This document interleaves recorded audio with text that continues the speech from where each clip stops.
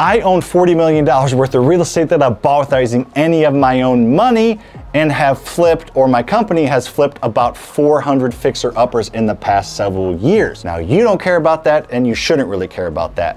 But I think that I can help you if you want to be a flipper and fix and flip houses, because what I'm gonna do in this video is go back to my very first flip, which was an absolute nightmare.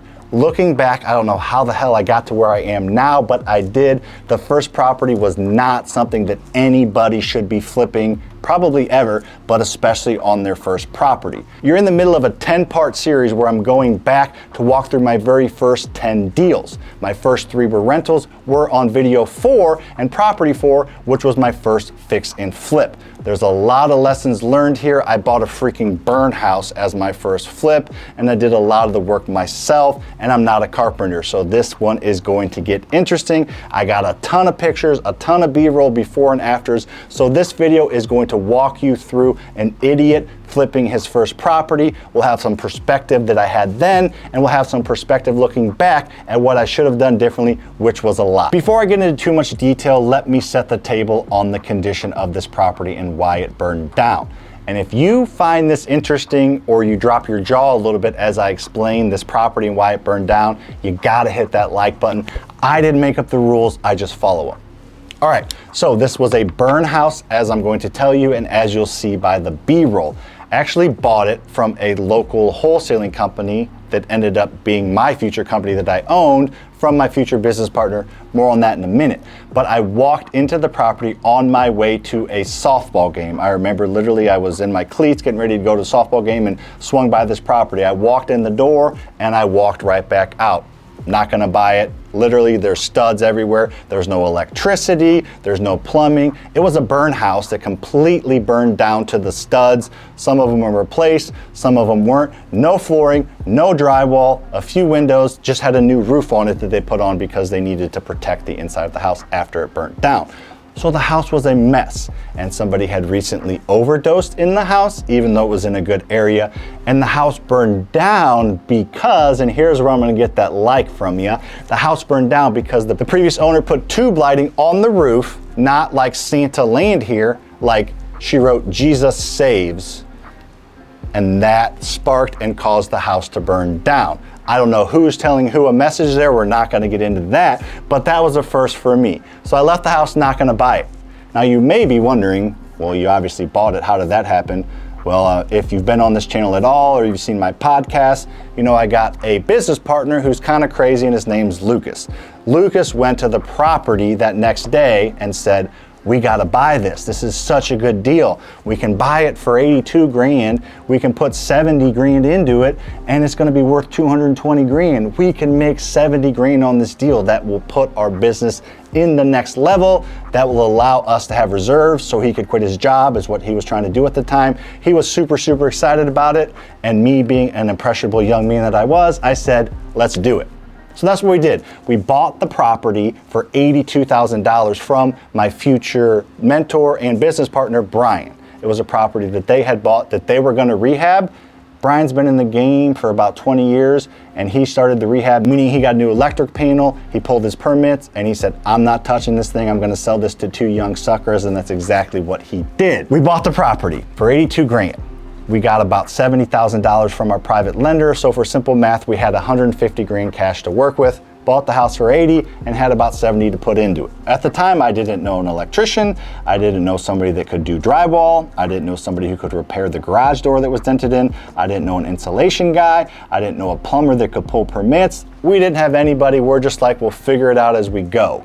Now, what we did have that helped a little bit was we had a contractor that worked a little bit on the side of our first 2 projects that had a little more experience. So our goal was to kind of give him this project and let him run with it, but unfortunately, he had a full-time job and could only be there sporadically. So about a month or 2 into this project, there was very, very little progress made, and our private lender, rightfully so, was getting a little bit worried, because if you did not watch the first 3 videos in this series, you should go back and watch them.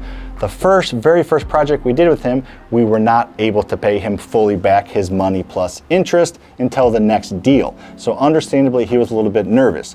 So we decided to kind of dig in and try to get the project rolling ourselves. And as you can see by the pictures, we did as much of the demo and everything that we could ourselves. We got contractors from Craigslist, from Thumbtack. I don't know if that's around anymore, but Thumbtack is an app that you're able to try to find contractors, kind of like Angie's List. So we just called around, and we did the smart thing was got 3 bids on everything. We got on the insulation, on the plumbing, on the electric, everything. We got 3 bids and went with the cheapest bid possible on everything, which wasn't really the end of the world, but the holding costs were starting to add up. About 4 or 5 months in, we had spent our $70,000 and we weren't done. We needed another $10,000 to $15,000 to get the project to the finish line, which fortunately our private lender, who is a family friend and who had actually ended up getting his money back on the first 3 deals, was okay with taking a chance. He saw the property and he saw that we were doing things generally the right way and the project was close. And he looked at the numbers and saw that even with that extra $10,000 or $15,000 to give us, we were still going to have enough equity to pay him back plus interest, but probably not profit much. So the project was finished, and it was a Sunday afternoon, and the house was going on the market that very next day on a Monday. Lesson learned there. Here in a minute, I'm going to tell you about listing properties on a Monday. But that Sunday afternoon, we were finishing up landscaping, kind of sprucing up the mulch, all excited, checking the staging because we got this house staged. Again, more on that in a minute. I remember walking outside the front porch and stepping into mud. It hasn't rained in like 2 weeks. Why is it muddy out here? Well, there was a water leak. The water main coming from the street to the house had just leaked, just sprung a leak, or at least up enough to go to the surface. The water was at the surface, and as you can see by the pictures, we had our contractor had to dig a hole and try to find a leak in the ground where we don't know where the leak is. We're able to tell there was a leak because we turned off water to the house, but the meter at the street kept running, meaning there was a leak between the street and the house. We were digging holes, trying to find it, scrambling. We ended up finding it, and as you can see by the picture, a huge freaking root had gone around the water pipe and eventually just that day squeezed it enough to where it popped and broke. So we got it replaced in the evening. The sun was setting, we did everything. We kind of set it back down. We went and got seed and straw and we covered it up, and everything was fine. We repaired it, but then we listed on that Monday. This is back in that 2016 timeframe where the market was pretty normal, but it definitely wasn't hot.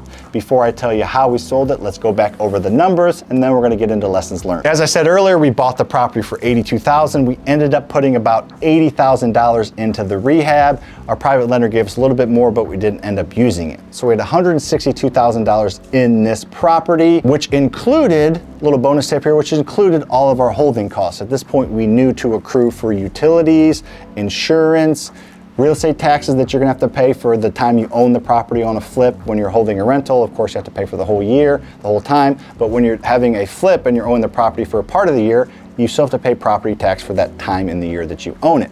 So we were all into the property, including holding costs, for $162,000. We wanted to get out of this property as quickly as possible because we wanted to get that money back from our private lender after we paid him back plus interest to do more rentals, because our goal was rentals. So we listed it, we thought kind of cheaply, for $209,000. We had several showings that first week and that opening weekend, but no offers. Again, we had more showings kind of trickle in. By about the 3rd week, we got a little bit nervous and dropped the price down to $199,000. After an open house, we ended up selling it and getting under contract for $195,000. All in for $162,000, probably a little bit more, and sold for $195,000. Home run, right? Not really. Let's talk about the numbers that come out of your pocket after you close on the property that cut into your gross profit. I don't remember if I knew this, kind of, or didn't know it at all, but when you're selling a property, you pay the entire commissions that the selling agent gets and the buying agent, meaning the people that bought the house from us had an agent represent them, and we had an agent represent us, and being the owner of the house that's getting bought, you have to pay the entire commission, which is 6%. So $195,000 times 6%, which is about $12,000. So $12,000 came off of that. So instead of selling it for $195,000, we really sold it for $183. But there were some additional costs that needed to be accrued for. We had to fix a few things. We had to replace the furnace. So we had another $3,000 in actual concessions that we had to close the property from the inspection. So that was another $3,000 that came off. So we had $18,000 of profit come out of the deal that we did not accrue for when we ran our numbers, or we would have tried to buy it cheaper. Does that make sense? So rather than, making 30 grand, we ended up making $18,000. So not the end of the world. So our profit really was 180 was our bottom line, and we were all in it for 162. So we had $18,000 profit, not a home run, but that did not even include what we owed our private lender, which I don't remember exactly, but was probably around the $6,000 to $7,000 range. So after all that work, all the energy we put into it, we made about $10,000 or $12,000, which we learned a lot of lessons that I'm gonna tell you here now, and we didn't lose money, so I guess it's not the end of the world, but spending all that time and energy in 6-7 months to make 10, 12 grand, not really worth it, especially when we probably spent 100 hours each at the property. So not the best deal, but we learned, and that's why I'm here telling you this. So hopefully your first flip, you don't have to go through all these learning lessons and can profit more. In case you're wondering, which was just brought up to me, we bought it from Brian. He bought it for $62,000 and sold it to us for $82,000. So he made 20 grand on his wholesale, and we made about 10 grand on the flip, taking all the risk. The first lesson learned at the time was go to your local meetups. I tell people to do that all the time now because it changes people's lives, but that's where I met Brian, who I bought the house from, who eventually became my business partner and mentor. So aside from this deal, I made a connection that changed my life by going to my local meetup. Plus, I bought a property from him, and I'd say before I ended up partnering with Brian and kind of taking over the meetup, we bought about 10 properties at that meetup. So go to your local meetup to make connections for contractors and to buy houses as well. The second lesson learned was we just made it happen. We just started calling, we went on the yellow pages, we went online, and we just called as many contractors as we could to make sure we got 3 quality bids. So we just figured it out as we went. Not being construction experts and not knowing anybody, we made some good connections and called a lot of people, and we're not afraid to get on the phone. The third lesson learned I kind of already hit a little bit was you gotta have all your holding costs. This was about a 6-7 month project. We had utilities, we had insurance, we had taxes in there, but we did not include all the closing costs that come along with flipping a property, the concessions you're gonna have to make on the inspections, as well as paying both agents to close your property. Now, some lessons learned over time. The first lesson is quick cosmetic rehabs are best for experienced investors and new investors. We don't even do $80,000, $90,000 rehabs if we can help it. Right now, with a huge team doing over 400 fix and flips over the past several years, we still like to say to $50,000, $40,000 or less in rehab. If it needs more than that, it's just not our specialty. We wholesale it and make as much as we can, but it's just not what we like. Some people like those bigger rehabs. Just knowing what you're good at, what your skill set is important. Our skill set is not in the big flips. The other lesson I alluded to a little bit earlier was we listed on a Monday. That's not an ideal day to list. In my opinion, and from my experience and other people's experience, the best day to list is a Thursday. No matter what the market's doing, you list on a Thursday, agents will start to line up showings over the weekend. You can do an open house on that Sunday, meaning if an agent brings a buyer that really, really loves the house on a Thursday or Friday or even Saturday, and they really, really want it, you tell them, you got to give me a full price offer or I'm going to hold the open house on Sunday and we could have 100 people in here. It's a little bit of a negotiation tactic for you rather than them lowball you, even though they love the house and negotiate. I'm not going to take that lowball offer. You got to come with an asking or close to it, or I'm going to have the open house. If they really love it, that will probably get them to give you a better offer. Hope you learned a lot from this video. If you did, make sure to check out the first 3 videos in this series over here on this playlist. A lot of lessons learned in these first 4 properties. I got 6 more videos coming about some lessons that I learned on some more flips, some more BRRRR deals, and my very first apartment complex deal. So make sure that you're subscribed to this channel so you get notified when those videos come out. I would really appreciate that. Hopefully you learned a lot. See you on the next one.